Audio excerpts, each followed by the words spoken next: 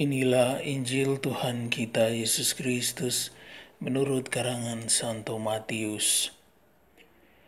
Dengarkanlah suatu perumpamaan yang lain. Adalah seorang tuan tanah membuka kebun anggur dan menanam pagar sekelilingnya. Ia menggali lubang tempat memeras anggur dan mendirikan menara jaga di dalam kebun itu. Kemudian ia menyewakan kebun itu kepada penggarap-penggarap, lalu berangkat ke negeri lain. Ketika hampir tiba musim petik, ia menyuruh hamba-hambanya kepada penggarap-penggarap itu untuk menerima hasil ia mencari bagiannya. Tetapi penggarap-penggarap itu menangkap hamba-hambanya itu. Mereka memukul yang seorang, membunuh yang lain, dan melempari yang lain pula dengan batu. Kemudian tuan itu menyuruh pula hamba-hamba yang lain, lebih banyak daripada yang semula. Tetapi mereka pun diperlakukan sama seperti kawan-kawan mereka. Akhirnya ia menyuruh anaknya kepada mereka, katanya, "Anakku akan mereka segani." Tetapi ketika penggarap-penggarap itu melihat anaknya itu, mereka berkata seorang kepada yang lain, "Ia adalah ahli waris, mari kita bunuh dia, supaya warisannya menjadi milik kita." Mereka menangkapnya dan melemparkannya keluar kebun anggur itu, lalu membunuhnya. Maka apabila tuan kebun anggur itu datang, apakah yang akan dilakukannya dengan penggarap-penggarap itu? Kata mereka kepadanya, "Ia akan membinasakan orang-orang jahat itu, dan kebun anggurnya akan disewakan kepada penggarap-penggarap lain yang akan menyerahkan hasilnya kepadanya pada waktunya." Kata Yesus kepada mereka, "Belum pernahkah kamu baca dalam kitab suci, batu yang dibuang oleh tukang-tukang bangunan telah menjadi batu penjuru? Hal itu terjadi dari pihak Tuhan, suatu perbuatan ajaib di mata kita.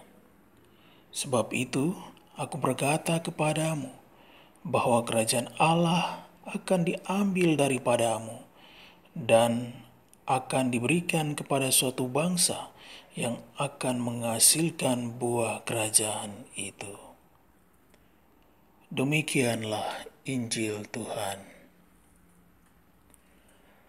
Saudara-saudari yang mengasihi dan dikasihi oleh Tuhan, perumpamaan mengenai para penggarap dalam bacaan Injil yang diperdengarkan kepada kita mengacu pada hukuman yang diberikan kepada para pemimpin agama dan politik bangsa Israel. Dan dalam konteks ini pula, gambaran mengenai Israel dilihat sebagai kebun anggur Allah, sebagaimana dikisahkan dalam bacaan pertama. Allah adalah pemilik kebun anggur. Ia menyerahkan miliknya kepada para pemimpin agama dan politik bangsa Israel. Banyak hambanya, para nabi, dikirim oleh Allah ke kebun anggur, tetapi semuanya menemui nasib yang buruk. Pemilik kebun anggur, yakni Allah sendiri, mengharapkan bahwa paling tidak anaknya, yakni Yesus Kristus, akan diterima dengan rasa hormat. Namun nyatanya ia menerima perlakuan yang lebih buruk, bahkan sampai dibunuh di luar kebun anggur. Ketika si pemilik kebun anggur sendiri datang, yakni Allah, ia akan menghukum para penggarap dengan menghancurkan mereka dan mengambil kembali kebun anggur itu dan disewakan kepada orang lain, yakni gereja kudus yang kini menghasilkan buah-buah kerajaan itu.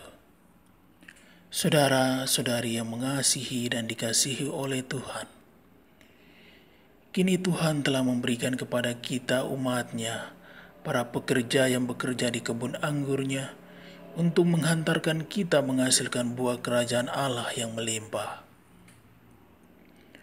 Apakah kita sudah membuka diri terhadap tawaran Allah yang nyatanya sudah berpihak kepada kita? Marilah kita menanggapi tawaran Allah itu dan terus berupaya menghasilkan buah kerajaan Allah yang melimpah itu di dalam diri kita, keluarga kita, maupun di dalam lingkungan masyarakat kita. Semoga